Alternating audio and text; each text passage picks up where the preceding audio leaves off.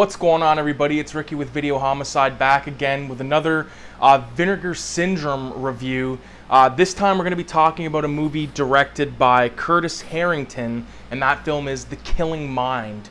So yesterday I uploaded a video talking about the film Psychic Killer, which I thought was fantastic. Now we're going to move on to a movie that I don't think is that fantastic. It's not a movie that I think is trash or garbage. I do believe that it deserves to be watched at least once, especially if you're into like the whole 1970s thing. This time we're talking about 1973.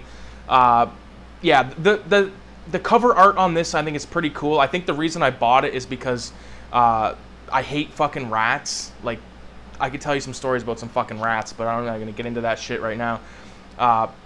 And I think this cover right here is so like exploitation-y, 1970s, just grindhouse poster. Now, this movie is all about this guy, I believe his name was Terry in the film, and at the beginning of the movie, it almost starts off the same way Jaws starts off, with this woman running along the beach, only she's being pursued by about 5 guys, and they all proceed to do one of the most dubious of deeds possible. They fucking all take turns on this girl, and then when it's Terry's turn to take his turn, he doesn't want to, and all of his buddies sort of force him to do it, and he ends up going to prison. So the movie starts off with that Jaws-esque scene, and then it moves right into his release from prison, and he ends up going back home to his mom's house, and his mom runs this big like boarding house where people can come and rent a room for like $15 a week. Could you imagine that right now? But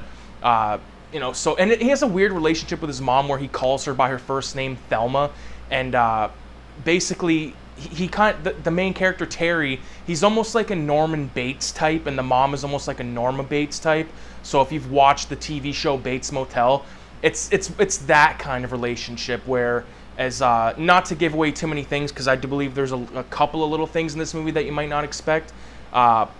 But she helps him, sort of clean up crime scenes, if you will, and helps dispose of bodies at times and different things like that. And she really kind of watches out for her son. You can tell that she loves her son and he loves the mom, but it's not like incestuous, but it's like borderline, like kind of questionable, if you know what I mean. So like there's different scenes where like he'll kiss her on the cheek, and then she'll be like, what kind of kiss was that? And then he'll like smooch her right on the lips and shit like that throughout the film, okay? But nothing really worse than that, other than there's a scene where she like wants him to rub her neck, and then that's like the cover here, which is sort of a bit of a giveaway, where you got Terry rubbing Thelma's neck.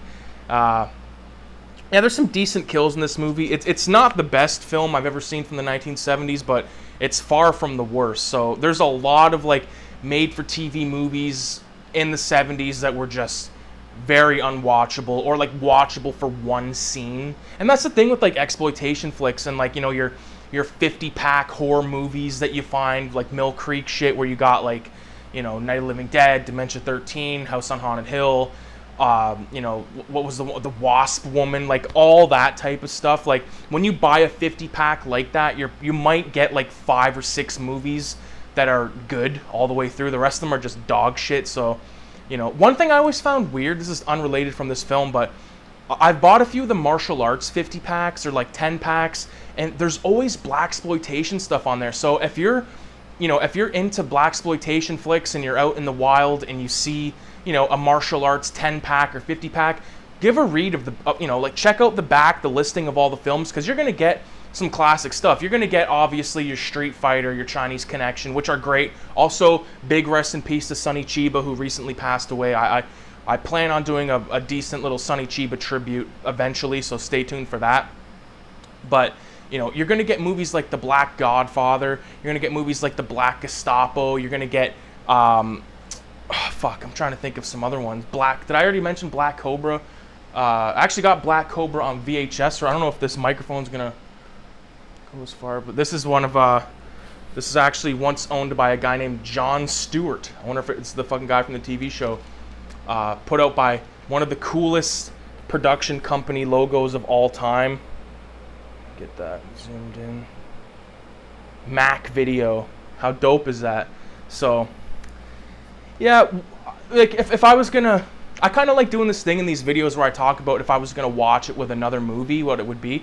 I might watch this movie with Bad Ronald, which is a made-for-TV horror film from the 70s that stars, I don't remember the guy's name. He's kind of forgettable actor. I don't think he's ever really been in much other stuff, but Bad Ronald is all about this kid who's sort of a social misfit, and then he ends up accidentally killing this little girl, and the mom, in order to, you know, protect her son, builds this room within the house that's blocked off, so you wouldn't even know it was there unless you knew it was there, kind of thing. And the mother eventually passes away, so Bad Ronald is now in this home. New occupants come and move in, and he's sort of, you know, going in their fridge and drinking their milk, and you can probably imagine other shit. But yeah, The Killing Mind, was it good? The rat thing, I will talk about the rat thing because it's not really a spoiler. And I kind of thought it was gonna like be this whole major deal with this film, but it's basically Terry, one of the old ladies that happens to board a room at this house. She says to Terry, "Oh, Terry, I think there's a mouse in my room. You know, there's a mouse. Can you come check it out?" And he's like super like, "All right, Miss Orland, I'll go check it out." Like he's that kind of attitude towards women, except for when he's doing crazy shit like murdering them and stuff.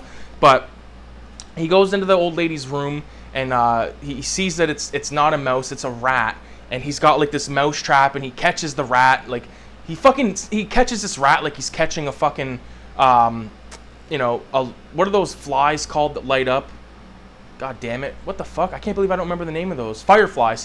It's like he's catching a firefly the way he just catches this rat. Like, you know how fucking quick and like agility and all that shit that rats have? They're fucking like a piece of lightning, you know? Like all over the place. But he gets this rat and he like holds it above this rat trap, and he's like, "You know how these things work, Miss Orland?" And Miss Orland's like, "Oh my." And he just like fucking, it doesn't show it, it shows the aftermath, but he kills the rat in the rat trap, and it was pretty twisted. So I thought for some reason I thought this movie was gonna involve like the rat like eating his mom or something like that near the end. There actually is a really good scene that takes place in a dump where a deceased woman is laying in the dump and these rats are like all over her. It's pretty fucking gross, but yeah, I don't know, man. I would recommend getting this because it's an amazing presentation. There's good special features. I actually only kind of skimmed through the special features on this one, but I would say if you could find it for like 15, 20 bucks and you're into like 70s flicks, you know, borderline TV quality, if you know what I mean, but still pretty good. And also another thing about this movie, at times it's rather dark. You know, and I watched the Blu-ray on this because this is a Blu-ray DVD combo pack, and I just found it very dark. I even had to close my blinds up and stuff, and still it was like decently dark to the point where I was like, Jesus Christ, what the fuck am I gonna do here? But yeah, man, The Killing Mind, check it out if you're into that. Hopefully I sold it to you. One thing about this compared to Psychic Killer is there's this cover art and then there's this cover art, whereas Psychic Killer, there's three. There's like the slip cover, first cover art, and then you open it up and there's a second, so three technically, but you know, I can live with it. I like this poster. So with that being said, I appreciate everybody for watching my videos. Leave a 666 in the comments so I know that you watched it all the way through. And with that being said, adios. Oh, real quick, look at this shit. Okay, so I bought 2 of these fucking frames to frame these watercolor paintings I did. So there's the one, the dead punk dude. And I got it from the dollar store, so it's basically my fucking fault right off the bat. But the second one, I was putting the Grim Reaper guy into the frame, and I applied like a little infant amount of pressure. I was like, bing, you know, and the glass just fucking went, like exploded, like I shot it with a shotgun. So I got glass all over my kitchen. I cleaned it up, but I mean, it's still like little fucking flakes getting into my craft dinner and shit, make me puke. So I don't know what I'm gonna do. Anyways, thanks for watching. Also, holy fuck, I can't believe I forgot. I'm going to see Candyman tonight. So Thursday, August 26th, which is tonight, I'm going to see Candyman in the theater. Can't wait. Me and Kayla, we bought the fucking tickets, $25. You know, if you can believe, like $25 fucking dollars to go see a movie. I remember, this is no shit, when I was a kid, like even up into my teens, there's a movie theater downtown. It's still there, but it's a different name now. It used to be called Rainbow Cinema. You go there, $2. You see a fucking movie on a Thursday, or maybe it was Tuesday. Yeah, cheap Tuesday. You go $2. Now it's like, I don't know. It's almost like, fuck, should I just wait? Because like, let's say I end up really liking Candyman, right? And I'm like, fuck, I want to pick up the DVD or the Blu-ray. So I'm already 25 deep in. It's gonna be 25. It's gonna be another 25 when we get our popcorn, drinks, all that kind of shit. Kayla loves nachos, so it's gonna be fucking popcorn, nachos, 2 drinks, which is gonna, like I said, another $25, and then to buy the Blu-ray, which is gonna be $25. So you're talking at like $75. You know, like us DVD collectors, VHS collectors, cinema fucking collectors in general, we all gotta start selling fucking fentanyl. Okay, because that's the only way we're gonna fucking fuel this goddamn addiction. We're gonna serve an addiction to fuel our own addiction. So, what can I say? Anyways, thanks for watching. Adios. This is the end for real this time.